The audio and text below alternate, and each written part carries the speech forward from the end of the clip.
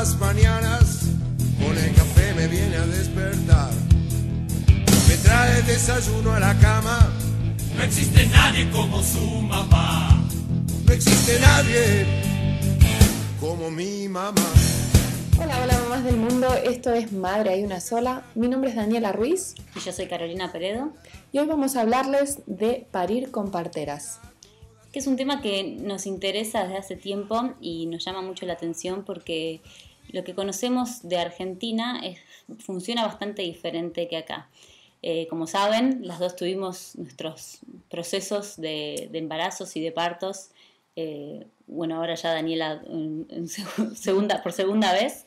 Y esta vez yo decidí atenderme en un centro de nacimiento, una casa de nacimiento, con un grupo de parteras y no ir a un hospital con médicos. Entonces, entre la experiencia que está teniendo Caro y una entrevista que hizo justamente con una de las parteras de ahí del centro, vamos a hacer que nos cuente cómo es de diferente esa experiencia con respecto a la experiencia que tenemos la mayoría que vamos al hospital.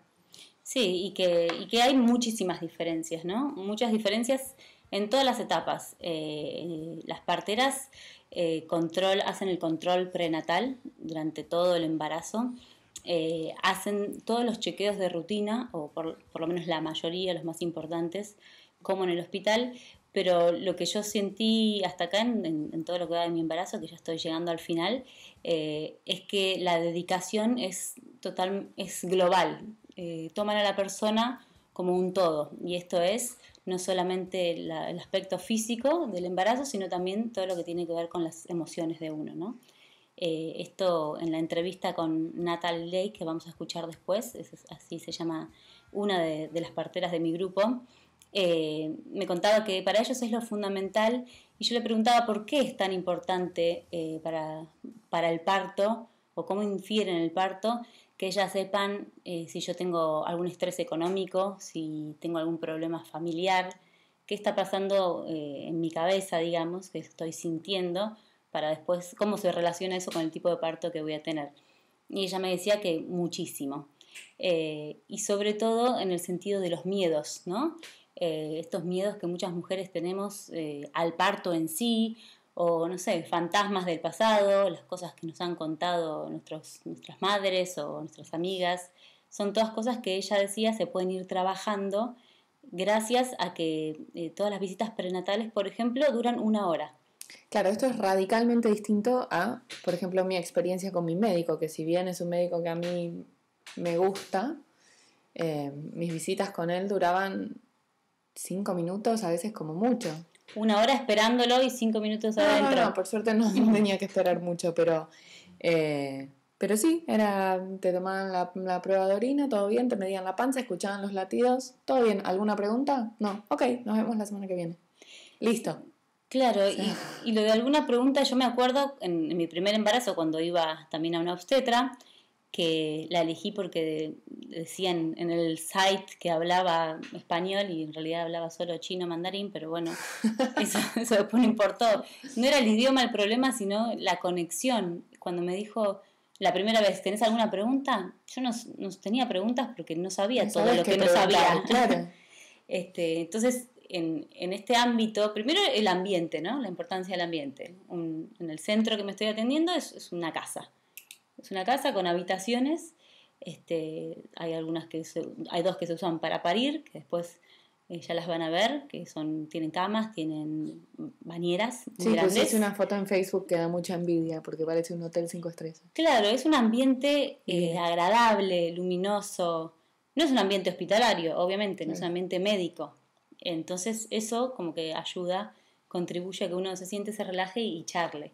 Y eso es lo que me pasó. Fue también un proceso, ¿no? Uh-huh. Entonces fue realmente muy lindo y creo que va a tener resultados, digamos, espero. Diferentes. Diferentes. Pero está bueno que lo charlemos porque me parece que hay mucho mito alrededor de las parteras, mucho miedo.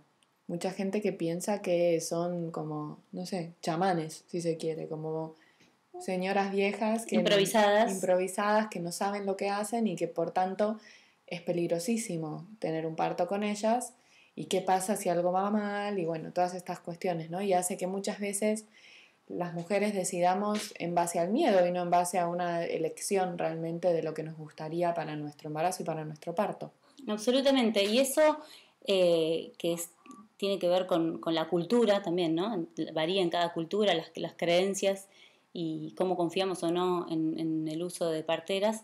También está muy influenciado por cuestiones económicas y políticas, que eso vamos a hablar más adelante. Vamos a escucharlo en la boca de Natalie, la partera, que nos contaba cómo las grandes empresas de seguros médicos y los laboratorios y demás hacen lobby en contra de que las parteras estén bien vistas, digamos. Entonces, que estén cubiertas por el seguro. Que estén cubiertas por el seguro, que lo hace económicamente más difícil, claro, más difícil ir. Sí. O sea, hoy por hoy en Estados Unidos es más barato ir a un hospital que ir a atenderse en un centro de nacimiento o tener un parto en casa con partera. Claro. Porque la partera la tenés que pagar de tu bolsillo y el hospital está cubierto por tu obra social, tu seguro médico, que todo el mundo, por ley obligatoriamente, tiene que tener en este país. Está la obra social estatal, digamos, que cubre una partecita, pero al final del día, digamos, es así, sale más caro ir a la partera, entonces la opción está, digamos, limitada al factor económico. Claro. Y respecto a lo que decías, Dani, sobre los mitos y los miedos, porque uno a veces tampoco no sabe, ¿no? ¿Qué es una partera? ¿Cuál es la formación de la partera? Y eso yo se lo pregunté a Natalie y me dijo que existen escuelas donde se puede estudiar para ser partera profesional. Ella estudió eso. Y hay otras escuelas que otorgan el título de partera enfermera, que yo creo que en Argentina se llaman obstétricas. O sea, tienen privilegios, como se dice acá, tienen la posibilidad de atender partos en hospital. Las parteras a secas, no. Solamente en casa o en sus propios centros de nacimiento, que están habilitados, están reglados. Sí, tienen una regulación. Sí, no es que pueden hacer lo que quieran, ¿no? Evidentemente. Sí. Así que las parteras son lo que antes supongo se llamaba la matrona, ¿no? Bueno, en España se sigue llamando matrona. Claro. O sea, que es una cuestión de vocabulario nomás, pero... Exacto. Y bueno, las parteras enfermeras sí pueden recetar medicamentos, las parteras solas no. Bueno, y esto de atender parto en hospital, que es una de las cosas más importantes, ¿no? Natalie Lake, ella es americana, pero la van a escuchar hablando en un español bastante bueno, porque estuvo mucho tiempo ejerciendo su pasión, voy a decir, en México. Además, su marido es mexicano, su hijo nació ahí en una casa con una partera. Se fue a estudiar, los estudios que ella estaba haciendo eran de 3 años, tenía que cumplir 3 años para tener el título de partera. ¿Aquí en Estados Unidos? Sí, aquí en Estados Unidos. No lo completó, estaba en otro estado, se mudó a Austin y decidió que lo que iba a hacer era aprender de la experiencia. Y al día de hoy lleva realizados 500 partos, ella sola, todos exitosos. Se fue a hacer experiencia en Jamaica, se fue a hacer experiencia en México y bueno, sigue disfrutando, me decía ella, como el primer día de hacer esto, que es más que una profesión, una pasión, una dedicación. Una vocación tremenda. Y sí, porque eso, tenés que tener un sentido de acompañamiento. No, y una dedicación, una devoción absoluta, ¿no? Porque ya sabemos que los partos pueden ser largos, a cualquier hora. O sea que estar dispuesta a dejar tu vida, lo que sea que estés haciendo, para ir a atender a otra mujer que está pariendo, sí, requiere realmente un... Me contó una anécdota de una madre primeriza que estaba teniendo el parto en su casa, que tuvo un parto larguísimo y doloroso, bueno, complicado, no fácil, que salió bien al final, pero ella decidió, por ejemplo, esa noche quedarse durmiendo en el sofá de la cama de la casa de la mujer, para asegurarse que esté todo bien, porque estaban muy exhaustos y para cuidar al bebé, bueno, o sea, claro. Ese tipo de dedicación. Sí, que es algo que surgió totalmente de ella, no es que existiera un contrato que va a hacer eso. Es también imprevisible, porque todos los partos son un poco imprevisibles, entonces no sabes si vas a ir y estar 5 horas o 2 días. Exactamente. Sí, de eso también nos va a hablar en la entrevista, de cuánto dura un parto naturalmente, no intervenido, ¿no? Con drogas y y que se deja hacer. Y hablando de las drogas, también me parece interesante mencionar que muchas de estas parteras también tienen formaciones alternativas, bueno, no alternativas, pero que saben de herboterapia, de masoterapia. Absolutamente, es así. Y claro, cuando yo le dije todas estas medicina alternativa, ella me dijo, bueno, en realidad es lo tradicional, es lo ancestral lo que nosotros venimos haciendo, que tiene que ver con nuestros antepasados, que tienen que ver como lo hacían a nivel tribal antes, ¿no? Uh-huh. Y ahora se ha perfeccionado y sí, el uso de hierbas naturales específicas, que después vamos a mencionar cuáles son y para qué, la acupuntura como formación también paralela, la masoterapia y muchas veces también se forman como dulas con esto del acompañamiento emocional, ¿no? Y bueno, y cuando llegó la parte de hablar de todos los riesgos, que es yo creo la pregunta del millón, digamos, sí. la pregunta, bueno, pero ¿qué pasa? ¿Qué ocurre cuando hay algo una emergencia? Cuando algo va mal, que también puede suceder. Sí. Y ella me decía que el hospital y el centro de nacimiento no son enemigos, por lo contrario, son totalmente... Socios. Son socios. Sí me habló de algo que es muy, muy, muy importante en muchos, y muy grave en realidad, en muchos estados de Estados Unidos, donde los hospitales directamente maltratan a las parteras, no las dejan entrar a la sala de cesárea si se ha terminado en una cesárea. Uh-huh. Hay un maltrato a propósito y que es obviamente contraproducente para el bebé paciente. y esa mujer, claro. Ella me contaba de que tienen la suerte de que acá están trabajando con hospitales donde son las relaciones son excelentes y que hay algo muy notable que me dijo fue que nosotros no tenemos miedo de ir al hospital y hay parteras y hay colegas que sí. Y por ese miedo de ir al hospital, por cómo me van a maltratar o lo que va a pasar, se espera hasta último momento. Se pueden tomar decisiones que no son las mejores. Exacto, y después llega en una emergencia y pasan dos cosas. La madre está en una emergencia, uno. Dos, el hospital ve solo el caso de emergencia que traen del centro de nacimiento. Entonces se sienta un muy mal precedente. Claro. Bueno, pero vamos a dejarla hablar a Natalie Lake, partera profesional. Ella practica su profesión en Austin, Texas desde el 2001. Para empezar, ¿cuáles son los chequeos de rutina que sí se hacen y cuáles no en su centro de nacimiento que se llama Birthwise, Texas? Sí, entonces los chequeos rutinas que hacemos son más o menos iguales que los obstétricos. Entonces estamos chequeando la sangre para anticuerpos, para enfermedades como VIH o hepatitis B. También revisamos también de hemoglobina, de nivel de hierro, todo que es hecho también en un sistema obstétrico. Pero lo que hacemos aparte es que tenemos mucho tiempo para nuestras citas. Entonces aquí estamos con la madre más o menos 1 hora cada chequeo. Entonces tenemos mucho tiempo de platicar de la dieta, de cómo está la situación en la casa, está mudando, tiene problemas económicos, tiene problemas en la familia, ya se fallecido, por ejemplo, la madre de la madre, por ejemplo. Es importante que sabemos todo. Entonces sí hacemos lo que hace también los obstétricos, pero hacemos más. Es interesante esto porque es algo que a veces uno no se plantea. Bueno, muchas mujeres creo que no se plantean directamente cómo es que puede o no influir en el parto que vayan a tener. Y muchas de las que nos atendemos con médico, obstetra, en una oficina tradicional, quizás eso, ni te lo planteas porque no sabes que te falta lo que nunca tuviste, digamos. Uh-huh. No conoces otra cosa. Claro. Y es interesante por ahí preguntarle a Natalie, ya que ellos tienen un approach diferente, ¿por qué es importante? ¿Cómo puede influenciar todo eso al momento del parto? Y de eso hablamos, y hablamos de la famosísima y tan importante y vital para el parto hormona oxitocina y cómo actúa el miedo en el parto.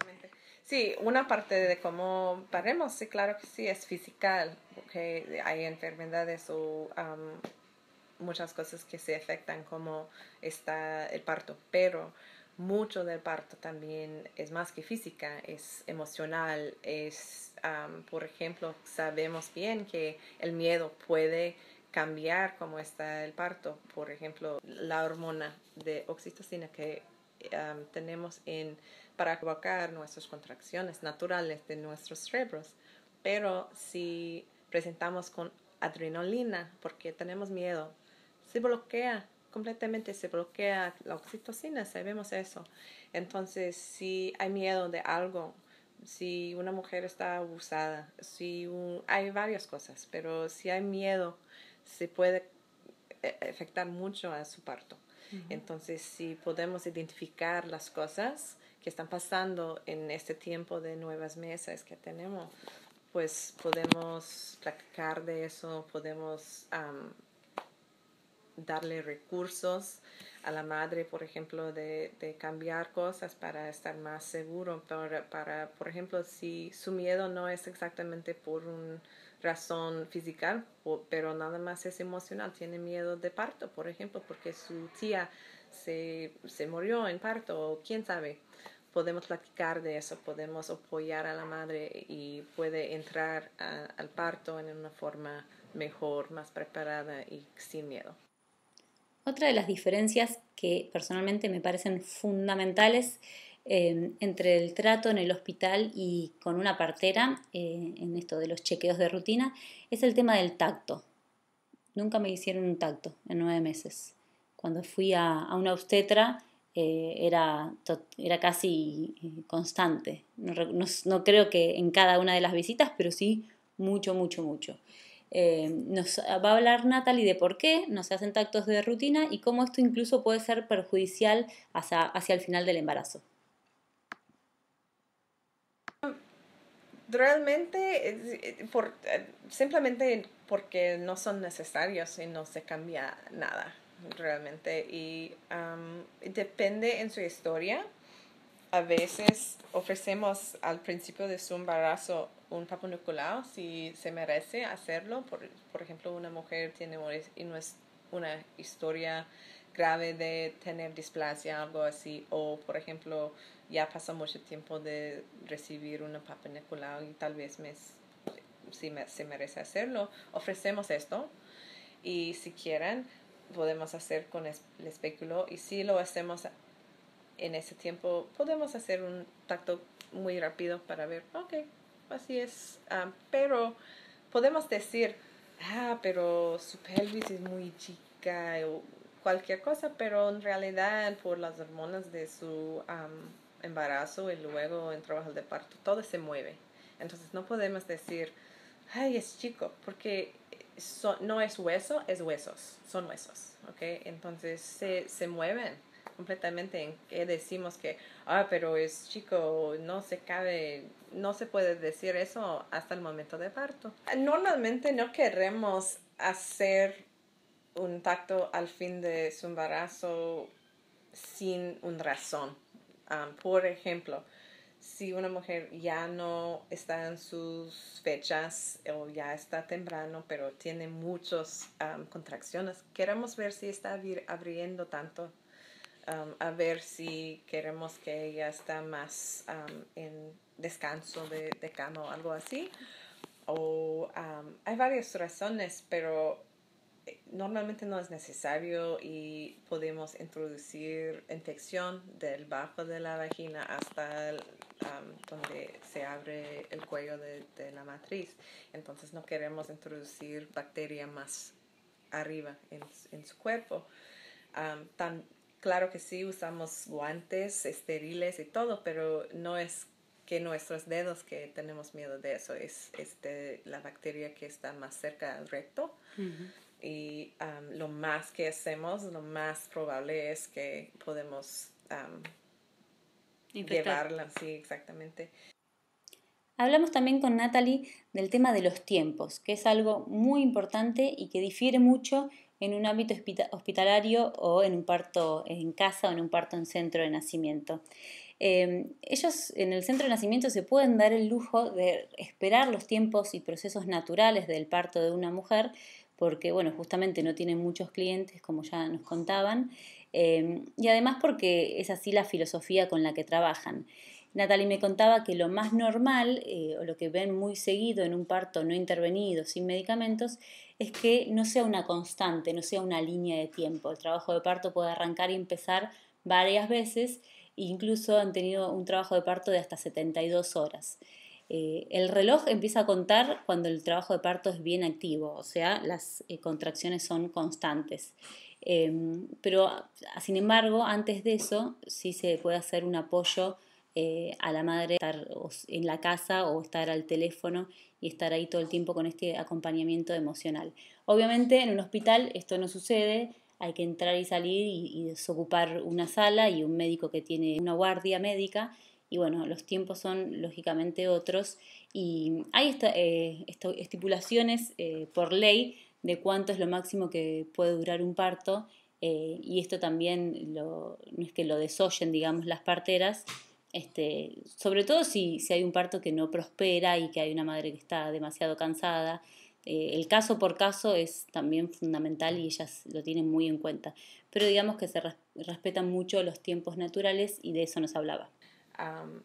En un parto normal que no está manipulada, que no está cambiado por drogas, por ejemplo, es muy normal que empieza, que corre y para un rato, ¿no? Es muy normal, por ejemplo, si está cambiando de posición de bebé, todas esas cosas son normales, pero no es reconocido en el hospital, así como que quieren ver que está en una línea así, fluyendo completamente algún tiempo y ya, pero que reconocemos es que una mujer puede tener sus contracciones así un día, que no son muy efectivos, luego puede dormir por la noche y en la mañana se puede empezar otra vez y en ese momento puede ser activa. Entonces, ¿qué dice que es su tiempo activa o que es todos esos días, ¿no? Decimos la parte más activa. En su experiencia, claro que sí, es días, pero no empezamos el reloj hasta el momento que está activa. Durante la entrevista, Natalie me comentaba que uno de estos partos de tiempos naturales fue el propio, o sea, cuando su madre la parió. Y estuvo en un trabajo de parto que duró 2 días, encerrada en su casa en una tormenta de nieve. Y el único recurso que tenía a mano era el de su marido, que por suerte parece que se dio maña y cortó el cordón y algo habían leído e investigado. Wow. Ellos tenían un plan con una partera que nunca pudo llegar porque estaban realmente sitiada la ciudad, y así es como nació ella. Bueno, y salió todo bien y aproveché a preguntarle ahí de todas formas qué pasaba si ¿no? Y cuáles son los riesgos que puede haber en un parto y cuándo sí, como parteras, intervienen. Hay varias cosas que pueden pasar en un parto, claro que sí, podría ser obstrucción por la posición de bebé, por ejemplo, y unas cosas que hacemos muy bien, yo creo que como parteras, es identificar qué está pasando y por qué está para y empieza. Uh-huh. Entonces usamos masaje, usamos posición de madre para que fluya bien. Uh-huh. O sea, lo menos intervenido, lo más que fluye, digamos, ¿no? Sí, exactamente. Entonces tenemos puntos donde usamos intervención, claro, pero... Por ejemplo, ¿cuándo? Si, por ejemplo, la madre se pone muy, muy cansada pero todavía está contractando, pero no está abriendo, no está bajando el bebé. Esto es una situación que no se puede pasar por mucho tiempo, porque si ella de veras está así cansada, no tiene la fuerza para parir. Entonces, por eso damos comida, por eso damos de fluidos para apoyar el cuerpo de ella. La gloria que te den de comer y tomar, eso fue algo que a mí en mi parto, por ejemplo, este último, yo estuve casi 24 horas sin comer antes de tenerla a la gorda. No podía más del hambre que tenía, porque el trabajo de parto fue relativamente lento, por así decirlo, y uno está haciendo un esfuerzo físico tremendo y no me dejaban comer ni tomar nada. Y en el hospital la razón que te dan para hacer esto, para no dejarte comer ni tomar nada, es por si acaso terminas en cesárea, quieren que tengas el estómago vacío. O sea que siempre la lógica es al revés. En lugar de estar en el momento presente con lo que está pasando, se opera por las dudas, desde el por si acaso. Es el reino del por si acaso. Claro. Pero aparte, aunque no estuvieses haciendo esfuerzo físico, todos necesitamos comer en 24 No, y horas. aparte con 9 meses de embarazo, que viste que tenés un hambre voraz todo el tiempo. Es totalmente ridículo, digamos. Sí, o sea, contraproducente. Lo que decíamos, ¿no? Que se opera desde el por si acaso.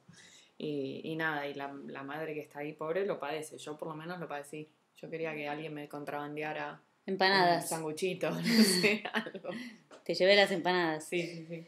Yo les voy a preguntar ahora cómo se maneja el tema de la oxitocina, ¿no? Cuando sí se usa. Y escuchen bien porque ella me cuenta que al menos en este centro de nacimiento, Birthwise, no se aplica oxitocina bajo ninguna circunstancia durante el parto. Muy rápido, muchas veces quieren dar de oxitocina. A veces es una cosa que sirve bien. A veces de aquí, después de tratar todas las otras cosas, llevamos la madre al hospital, por ejemplo, para recibir esto, pero no es nuestra primera cosa que usamos, ¿no? ¿Pero ustedes tienen oxitocina? Sí, pero no usamos en el parto. Nada más después. A veces usamos esto para parar una hemorragia, pero no usamos en el parto. Nunca. Porque tiene efectos muy graves a veces para el bebé y no tenemos opción de cesárea de urgencia aquí, entonces no queremos molestar al bebé. O sea que en el centro de nacimiento nunca se da oxitocina durante el parto.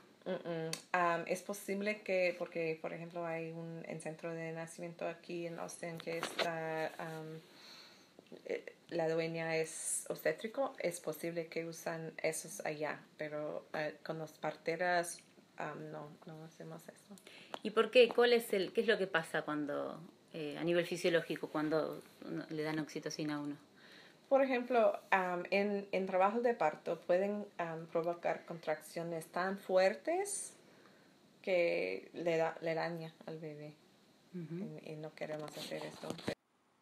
Y además de esto del riesgo de cómo de descontrolado puede volverse el trabajo de parto con esta oxitocina artificial que se aplica en los hospitales, Natalie comentó algo muy interesante, que es que el mensaje que se le da a la madre es que no puede parir, ¿no? Como que ella sola naturalmente no puede con el proceso.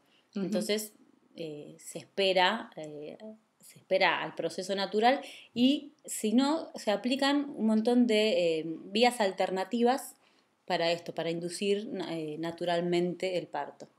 Antes de, o sea, como que la pitocin sería el último recurso. Último recurso.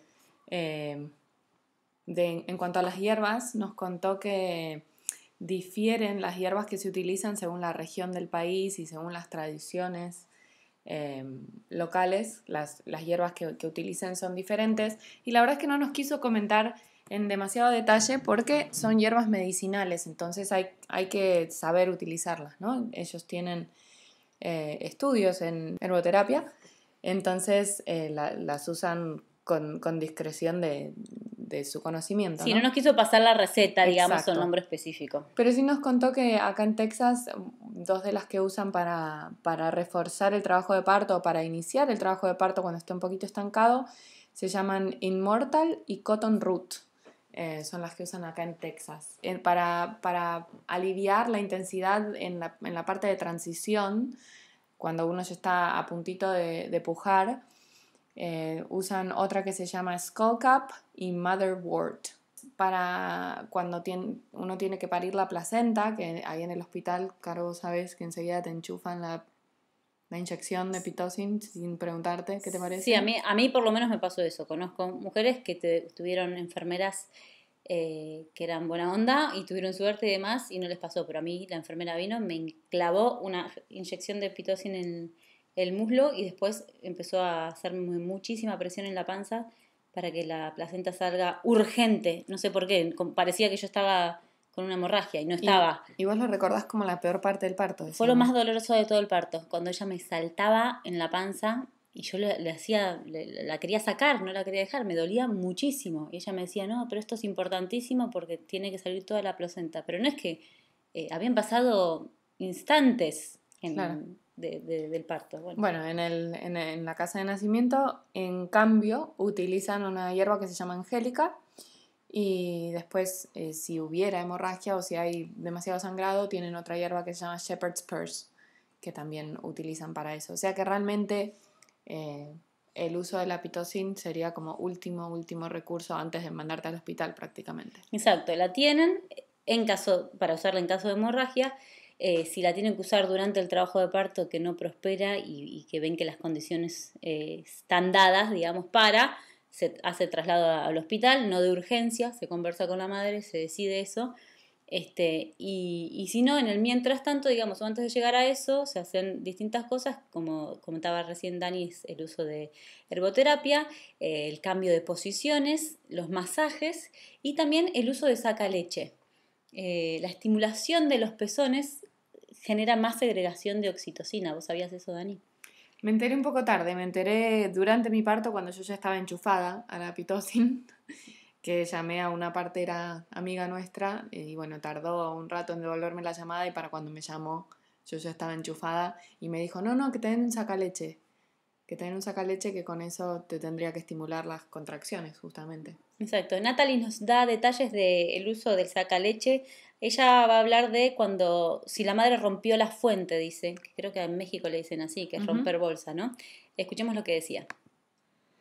Si una mujer tiene una situación donde se rompió la fuente, pero no tiene ninguna contracción, tenemos ya un tiempo. No queremos que se infecte el bebé, entonces queremos ver contracciones, queremos ver el parto activa. Entonces podemos también, como ya dije, practicar con la madre. Eso es que vemos que tenemos más riesgo después de tiempo de tener infección por el bebé. Recomiendo que toma esas hierbas y usa la bomba de leche para producir oxitocina para que puedan provocar contracciones. Y si hacemos esto, estamos juntos con la madre, no es algo que hace solita, porque también, como ya dije, con la oxitocina puede producir contracciones fuertes y realmente también por la oxitocina natural después de usar una bomba de leche. Entonces queremos monitorear, queremos observar cómo está el bebé. Y puede hacer también estimulación también para los pezones aparte con su pareja o como quieran. Así es más natural, no tenemos que absorber exactamente todo el tiempo el corazonete del bebé, si están en la casa como besando. Así que ya saben, si no hay dilatación, a besarse con la pareja. Y también escuché que ayuda a tolerar el dolor de las contracciones. Me contaron parejas. ¿Los besos? Sí, los besos. Los besos ayudan. Seguimos hablando con Natalie y le preguntábamos en qué situaciones, además de la que ya relató sobre la no dilatación y la necesidad de usar oxitocina, se va al hospital y esto nos decía. La mayoría del tiempo que vamos al hospital no es urgencia. Así es, por ejemplo, una madre podría tener una imbalancia de hormonas y, por ejemplo, no está funcionando bien la parte del cerebro que se produce la oxitocina o quién sabe. Eso sí merece un tratamiento de oxitocina, sí, claro, pero no es la mayoría del tiempo que hacemos eso. Cuando así es el parto largo que no está progresando, es una práctica con la madre, no es que tiene que ir al hospital. Podemos decir a ella, que eso es que vemos. Aquí estamos desde mucho tiempo, todavía estamos aquí. Lo que veo es, ahorita tiene fuerza, el bebé está todo bien y recomiendo que vamos al hospital para recibir esto o el otro, depende en qué es. Pero no es que digo, tenemos que ir, ¿no? Porque es la decisión de madre. Hay otras situaciones, por ejemplo, si estamos escuchando el crecimiento del bebé y nos dice que el bebé no está bien, no es así como una plática larga, es así, tenemos que ir ahorita por el bebé, ¿ok? Pero si es por las contracciones que son muy apartes o otra cosa, podemos practicar en eso y ella puede decidir qué hace. ¿En un centro de nacimiento hay anestesia disponible? No usamos anestesia aquí. Hay varios. Yo creo que en el otro centro más grande en Austin sí se ofrece de Stadol, I believe, o Nubain, yo no sé, es un narcótico, no es epidural. Y no usamos eso por... no tiene ningún tipo de anestesia en Birthwise. No, hacemos muchas cosas y podemos mover la madre al agua o a tener la chance de ponerla en un baño de regadera o de poner presión o masaje o varias cosas y de apoyar a ella es la cosa lo más importante para controlar el dolor. Hay varios de nuestros clientes que asisten clases de hypnobirthing, así de entrenar cómo se pueden controlar su propio dolor. Porque hay muchos efectos en su cuerpo. La cosa más grave para la mayoría de mujeres es los efectos de presión.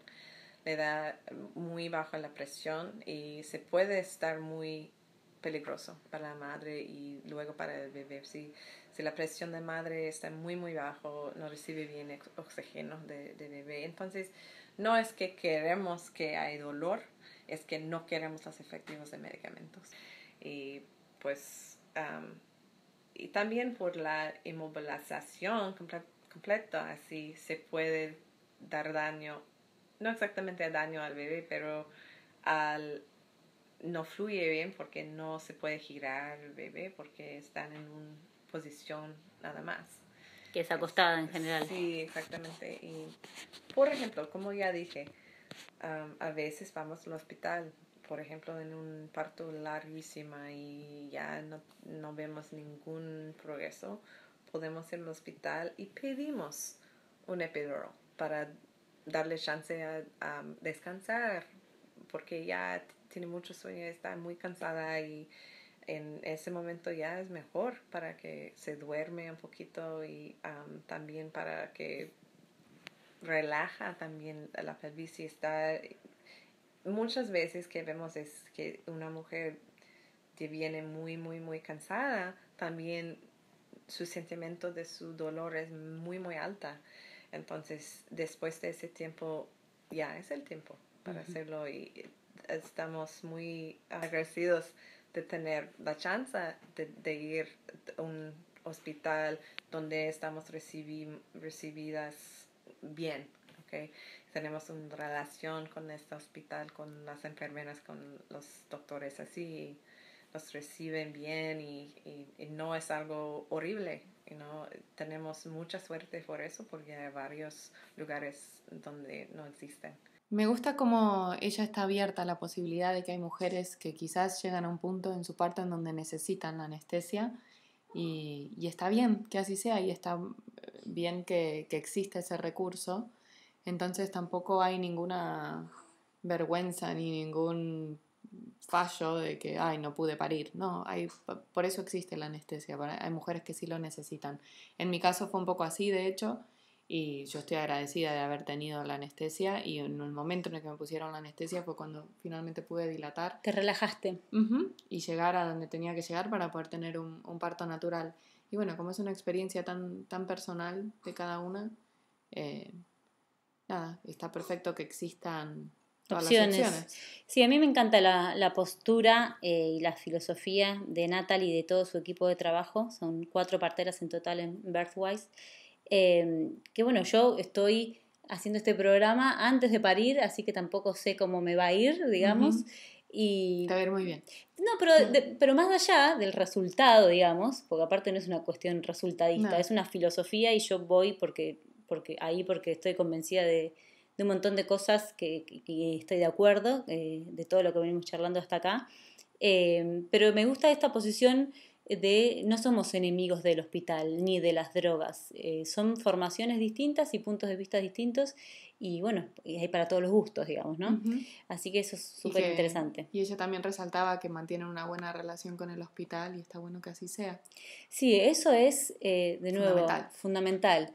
Esto me contaba que tiene amigas en, por ejemplo, Seattle o en estados de Estados Unidos donde la escuela de la medicina es así como muy anticuada y muy a la vieja usanza y que están directamente enemistados con las parteras, que les hacen la vida imposible. Que la partera llega con miedo y llega al final y llega siempre en caso de urgencia porque quiso evitar ir al hospital para no enfrentarse con este médico ogro que la va a echar, que la va a maltratar, que no la va a dejar acompañar a la madre en lo más importante, que es esa última etapa insisto, si es una emergencia, es una cesárea, así que es horrible. La parte no deseada. Exacto.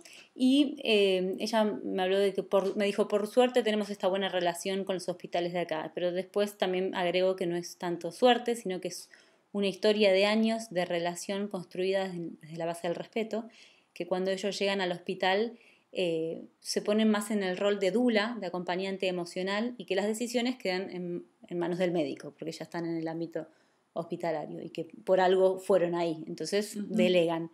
Entonces esa relación es muy, muy importante.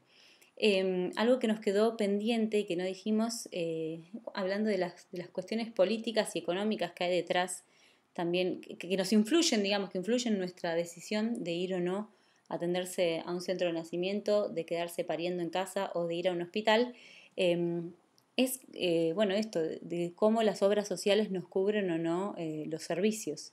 El parto que yo tuve con mi primer hijo, me llegaron facturas por unos $35.000, que yo no pagué, por supuesto, cubrió la obra social. Yo pagué una porcioncita mínima. Parto natural en un hospital. Sí, sin anestesia, porque con Sin anestesia salía anestesia. más caro todavía. Lo que estoy pagando ahora de mi bolsillo, que es más caro en relación a lo que pagué esa vez, son alrededor de $3.500, más o menos. Algunos centros de nacimiento... O sea, un 10%. Sí, sí. Algunos centros de nacimiento salen un poquito más de 4.000, otros menos, dependiendo si hay parteras enfermeras, depende de varias cuestiones, ¿no? Pero lo tengo que manejar todo a nivel privado.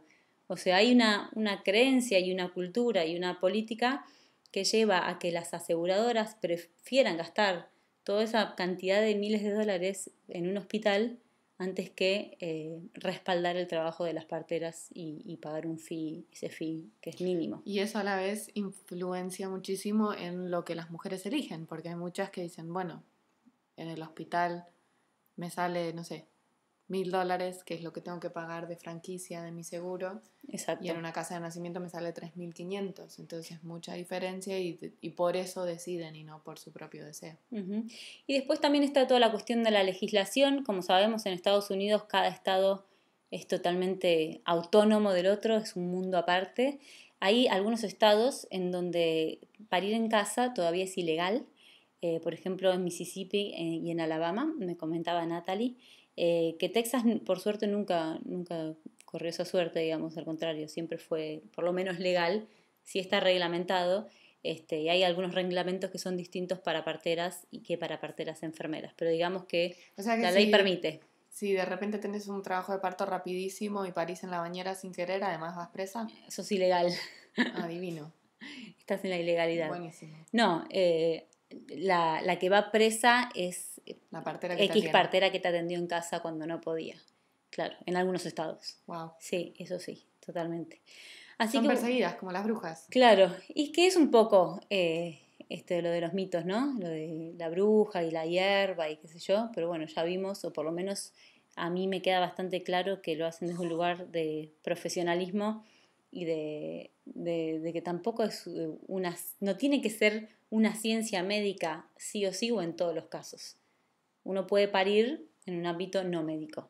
O sea, está comprobado, hay gente que lo hace. Bueno, y hay de gente que se hecho, anima. me gustaría también agregar que en muchísimos países industrializados y avanzados en Europa, es así como se atiende a la mayoría de las embarazadas y solamente se las deriva a un médico obstetra y a un hospital en caso de que haya una complicación, pero si no, el cuidado de una embarazada con un embarazo saludable es con parteras. Totalmente. Y tienen, y los índices de mortalidad materna y todo que tienen son mucho más bajos que aquí en los Estados Unidos, así que eso es algo que para pensar también. Sí, y en realidad, si pensamos, está avanzado el tema en este país. Por ejemplo, en Argentina, escuchábamos ahí a las colegas de Vos Sabés hablando de estos temas y que en realidad la única opción de parir con parteras allá es en casa o en un hospital que sea accesible para esto, pero hay que pagarlo del bolsillo, digamos, aparte. Hay un solo centro de nacimiento que está en Córdoba, pero esto de los centros de nacimientos que acá es tan popular y que vemos tanto, no es tan normal. Y que para mí está bueno porque es un intermedio y que a nivel psicológico me funciona muy bien, por lo menos a mí. Es como ir a un lugar donde alguien sabe lo que está pasando. En mi casa es el lugar donde transito todos los días, no es el lugar que yo quiero elegir para parir. Además de que está mi hijo, bueno, es una forma mejor de organizarse. Hay otras mujeres que se llevan a toda la familia al centro de nacimiento y están todos en la bañera juntos, o lo hacen en la casa y los hijos presencian absolutamente todas las etapas del parto. Por eso cada uno su gusto, su elección. Pero esto del centro de nacimiento me parece una alternativa y un intermedio muy interesante. Es interesante decir también que es popular acá en Austin, que es una sociedad también bastante particular, o sea, no es que esto sea el referente del resto de Texas. Exacto. En ese sentido tenemos suerte de que vivimos en un lugar bastante progre, si se quiere, con muchas cosas alternativas. Con mente abierta. Mente abierta y por eso también es tan popular aquí en Austin donde vivimos. Sí, Natalie me comentaba que en Houston, Texas, hay varios hospitales que son temidísimos por las parteras y los centros de nacimiento, porque pase lo que pase y por si hay ya una razón válida o no, ellos presentan un reporte al Estado. O sea que un reporte al Estado significa obviamente una investigación al centro, etcétera, donde no es para nada fácil trabajar. Wow. Así que sí, estamos en un oasis en varios sentidos en Austin. De humedad y de mente abierta dentro del conservadorismo. Vamos a seguir hablando del tema de parir con parteras porque nos faltó toda la parte que tiene que ver con qué pasa en el posparto y los cuidados del bebé, que es fundamental. Y también queremos charlar para que sepan cuál es la diferencia con una dula, qué es lo que hacen las dulas, porque a veces hay muchas mamás nos han preguntado, ¿y cuál es la diferencia entre una dula y una partera? Bueno, ya nos vamos a meter en otro podcast a hablar de eso también, que hoy nos extendimos un poquito. Sí, esperemos que les haya servido y que tomen la decisión que más les convenga a ustedes y a su familia. ¡Felices partos! Esto fue Madre hay una sola. Chau, chau. Mamá todas las mañanas con el café me viene a despertar. Me trae desayuno a la cama. No existe nadie como su mamá. No existe nadie como mi mamá.